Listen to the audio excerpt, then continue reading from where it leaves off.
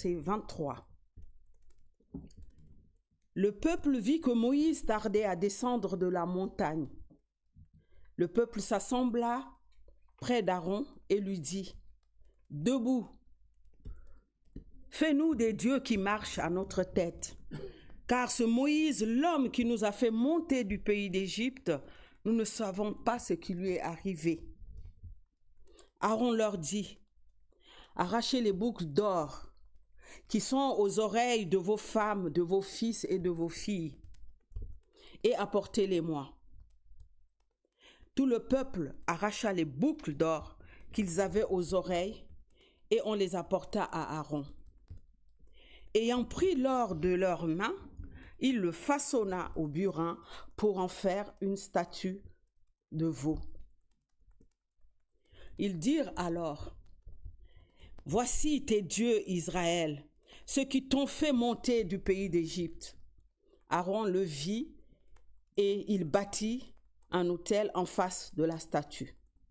Puis Aaron proclama ceci, « Demain, fête pour le Seigneur. » Le lendemain, dès leur lever, ils offrirent des holocaustes et amenèrent des sacrifices de paix. Le peuple s'assit pour manger et boire. Il se leva pour se divertir. Le Seigneur adressa la parole à Moïse. « Descends donc, car ton peuple s'est corrompu, ce peuple que tu as fait monter du pays d'Égypte. Ils n'ont pas tardé à s'écarter du chemin que je leur avais prescrit. Ils se sont fait une statue de veau. Ils se sont prosternés devant elle. Ils lui ont sacrifié et ils ont dit, « Voici tes dieux Israël, ceux qui t'ont fait monter du pays d'Égypte. » Et le Seigneur dit à Moïse, « Je vois ce peuple. Eh bien, c'est un peuple à la nuque raide. Et maintenant, laisse-moi faire que ma colère s'enflamme contre eux. Je vais les supprimer et je ferai de toi une grande nation. »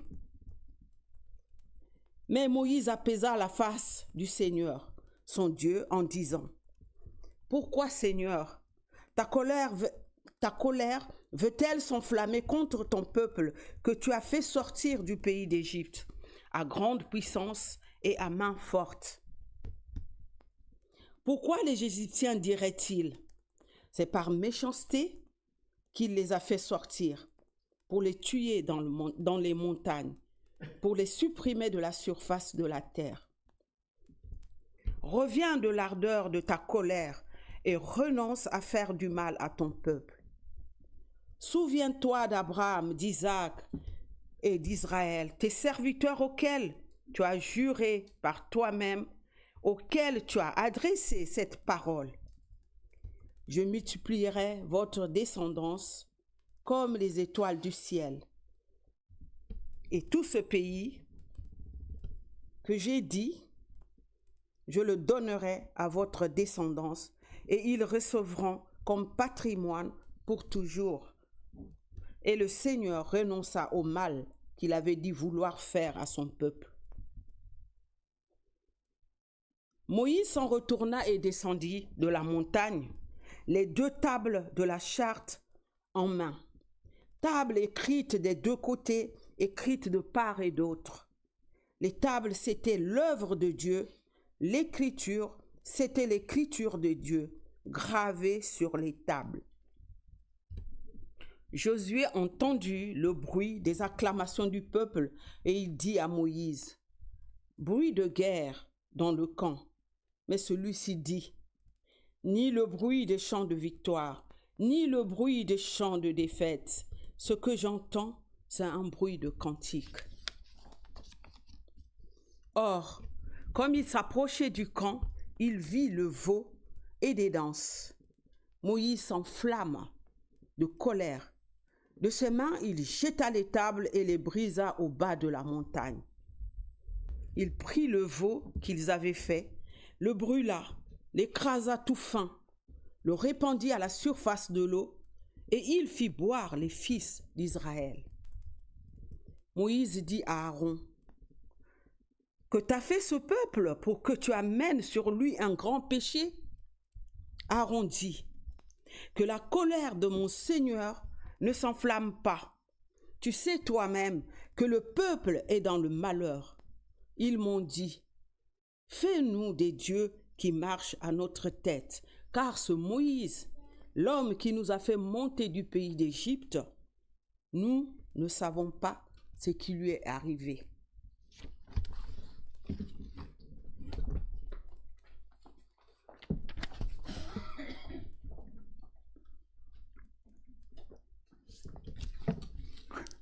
C'est du bien.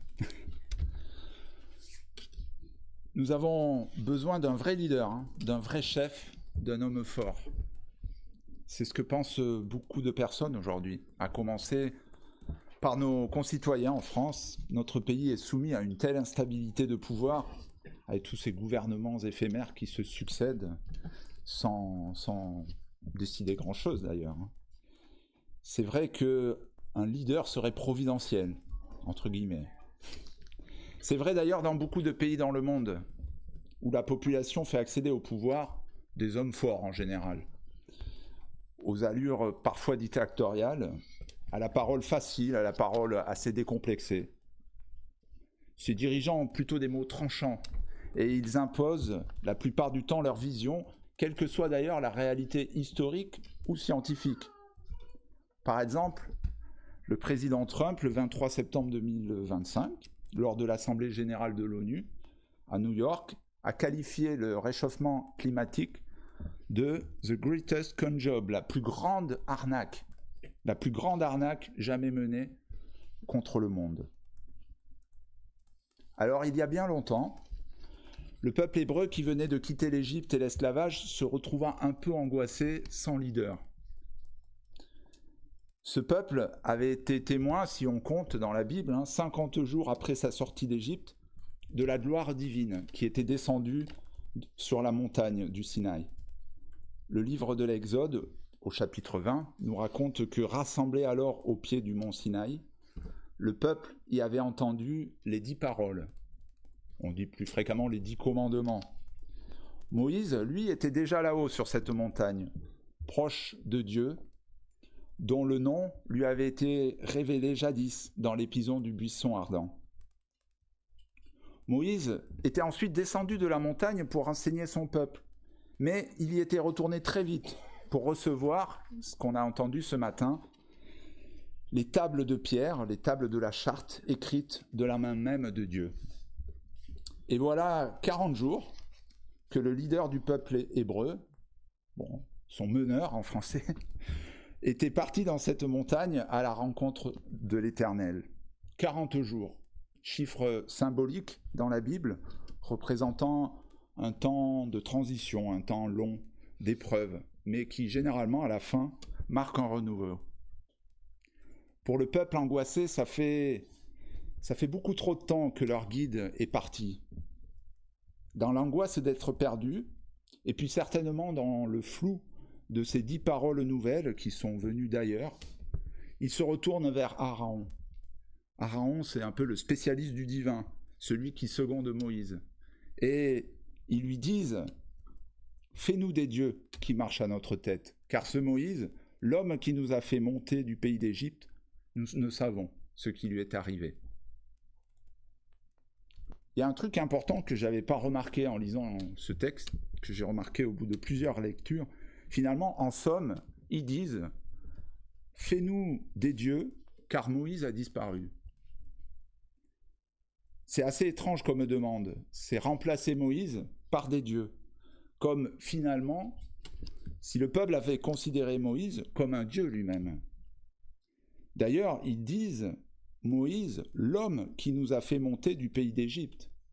Alors que toute la Torah s'emploie à bien faire comprendre que c'est Adonai Elohim, qu'on traduit dans nos Bibles par le Seigneur Dieu, qui a libéré son peuple d'Égypte et non Moïse. C'est un point important, et c'est un point qui est peut-être très actuel. Le fait de diviniser une personne, je crois que c'est la pire des idolâtries. En tous les cas, l'angoisse, la peur d'être paumé, sont les terreaux de la fausse religion, de l'idolâtrie. Afin de calmer nos angoisses, n'avons-nous pas tendance à déifier certains leaders charismatiques, à mettre toute notre confiance en eux? Le fait de déifier un guide, de le diviniser, nous croyons qu'il est providentiel, n'est évidemment qu'un piège pour notre liberté. Et il nous suffit de penser à tous les dictateurs que compte malheureusement l'histoire, dont beaucoup sont arrivés de façon légale au pouvoir, mais aussi à notre propre monde contemporain. D'ailleurs, Moïse, en fait, c'est pas vraiment un leader comme on l'entend aujourd'hui, même si le comportement de son peuple semble vouloir lui donner ce rôle. En effet, est-ce que vous imaginez, je sais pas, par exemple, Sébastien Lecornu en train de bégayer, ou Donald Trump faire un Make America Great Again? Non, il n'y a aucun leader qui bégaye. Alors que dans la Bible, il est écrit au chapitre 4 que Moïse dit au Seigneur: « Je t'en prie, Seigneur, je ne suis pas doué pour la parole, ni d'hier, ni d'avant-hier, ni depuis que tu parles à ton serviteur. J'ai la bouche lourde et la langue lourde. » Le Seigneur lui dit: « Qui a donné une bouche à l'homme? Qui rend muet ou sourd, voyant ou aveugle? N'est-ce pas moi, le Seigneur? Et maintenant va, je suis avec ta bouche, et j'enseignerai ce que tu devras dire. » Et Moïse dit: « Je t'en prie, Seigneur, envoie le dire par qui tu voudras. » Je vous laisse lire la suite, c'est en Exode 4. Et l'Éternel va un petit peu s'énerver contre Moïse qui veut pas, et du coup, il lui donnera Aaron, qui le secondera, Aaron qui sera son porte-parole. Alors c'est un peu étrange, un leader qui bégaye. Dans un livre qui est consacré à Moïse, André Chouraki, celui qui a traduit la Bible, rapporte un vieux midrash qui raconte l'origine de ce handicap. Il écrit: « À l'origine, Moshe, donc Moshe c'est Moïse en hébreu, était le plus éloquent des Hébreux. Un jour, voyant un Égyptien prier ses dieux, enflammé de zèle, il lui reproche son aveuglement. Il le bouscule et brûle ses statues. La voix d'Élohim retentit alors. Cet homme, dit-il à Moshe, au-delà de sa statue, s'adressait à moi. J'ai entendu sa prière et je l'exaucerai. Quant à toi, pour t'apprendre à mieux comprendre ma Torah et le sens de mon unité, afin d'être plus réfléchi, tu bégayeras désormais. » C'est sans doute ainsi que Moshe, c'est André Chouraki qui écrit ça, hein, c'est sans doute ainsi que Moshe comprit la différence qu'il y a entre dire « il n'y a qu'un Dieu » ou dire ce qu'affirme la Torah « les Elohim sont un ». Alors, en effet, pour bien comprendre dans la Torah, donc c'est-à-dire les 5 premiers livres de nos Bibles, le nom de la divinité est un nom pluriel, Elohim. Au singulier, paraît-il que ce nom se prononçait Eloah dans certains dialectes sémitiques, et il se prononce notamment en arabe Allah, et dans la langue quotidienne de Jésus, l'araméen, je prononce sûrement mal, hein, mais c'est Allaha. Il est donc significatif que pour exprimer l'idée de Dieu, les textes sacrés, les textes des Hébreux, le début de nos Bibles est utilisé un pluriel. Alors voilà qu'un commentaire de la Torah, hein, ce midrash que nous rapporte Chouraki, raconte comment Moïse n'est pas de la trempe de nos fameux leaders actuels, à commencer par les plus véhéments. Bien au contraire, il a pu avoir la tentation d'imposer son point de vue sur sa religion. C'est pourquoi l'Éternel l'aurait condamné au bégaiement. Car Moïse n'a pas à être sûr de lui-même. Moïse n'a pas à imposer son idée de qui est Dieu. Non, c'est à l'Éternel lui-même de réaliser ce don dans le cœur de chacune et de chacun.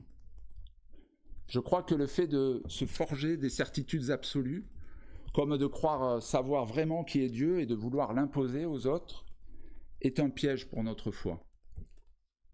Les chemins incertains, avec leurs doutes et leurs nuits, sont peut-être plus nourrissants et plus constructifs que les certitudes absolues et rassurantes qui finissent, elles, par toujours tourner en exclusion et en violence.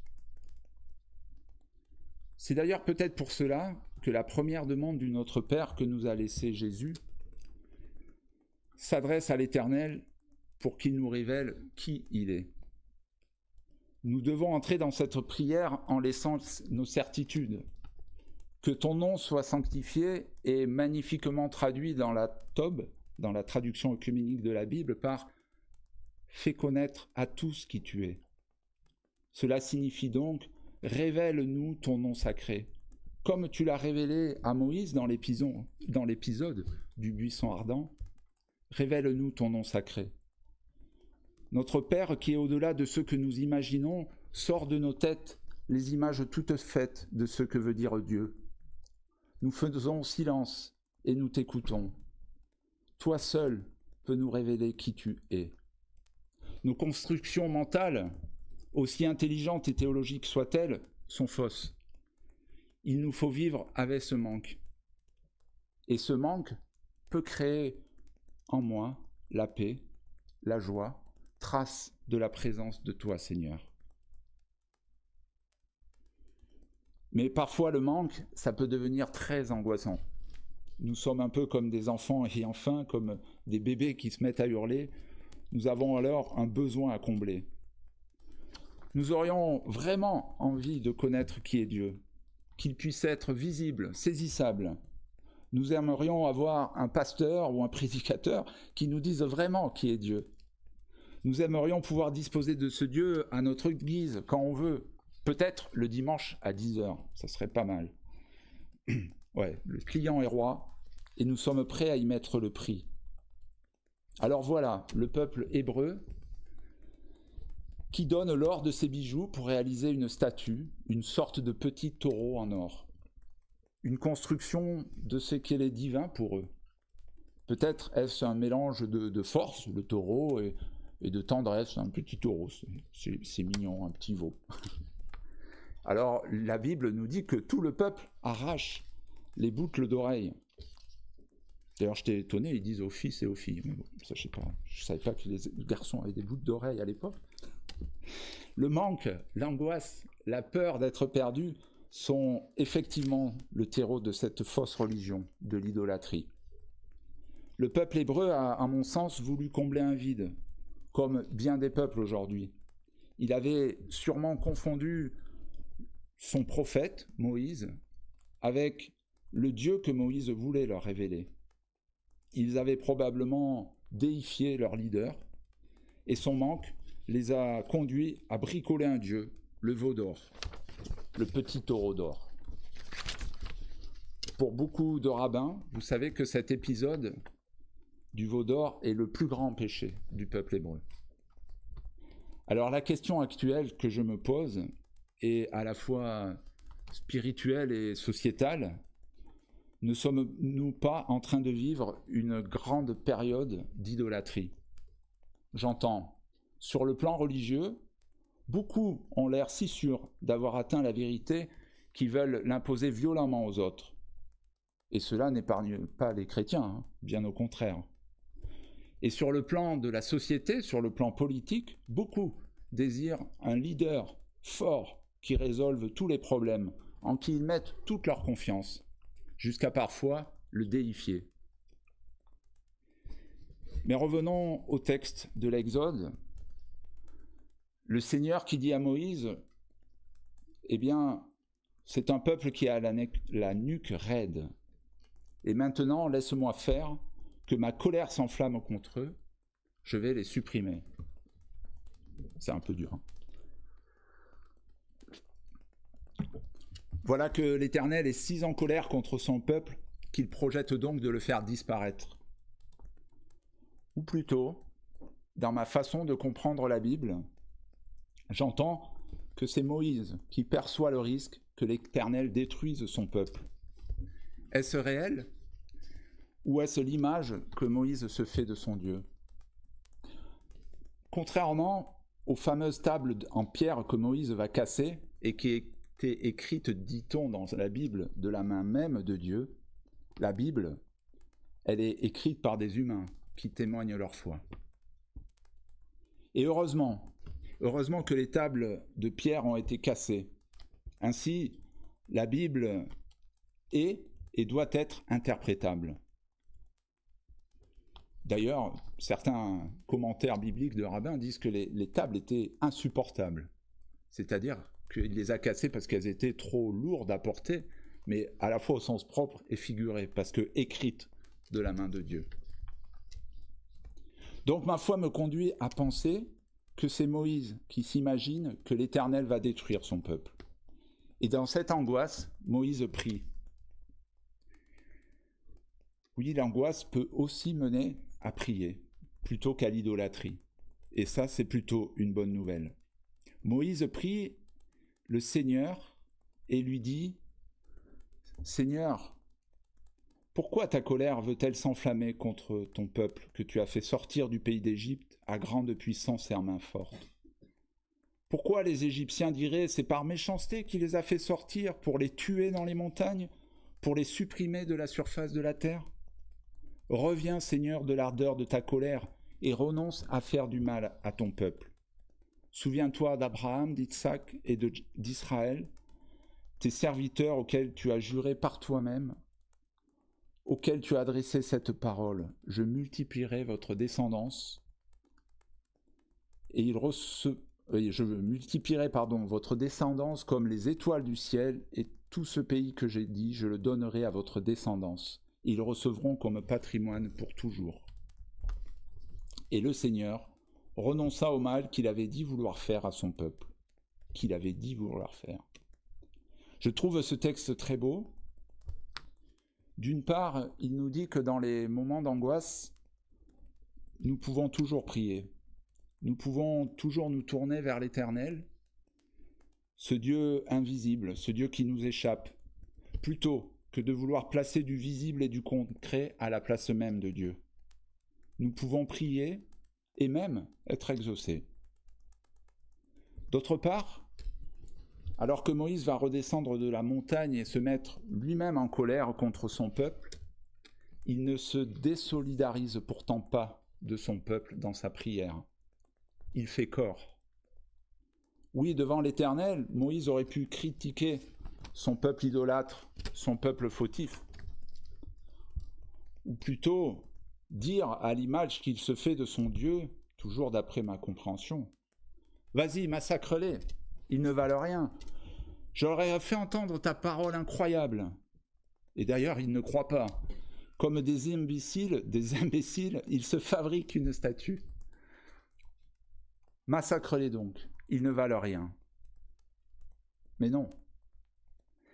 Non, la prière de Moïse est authentique. Elle ne le place pas en dehors du monde, elle ne le place pas en dehors de son peuple. Cette prière n'est pas un moment pour se considérer pur, alors que les autres ne le seraient pas.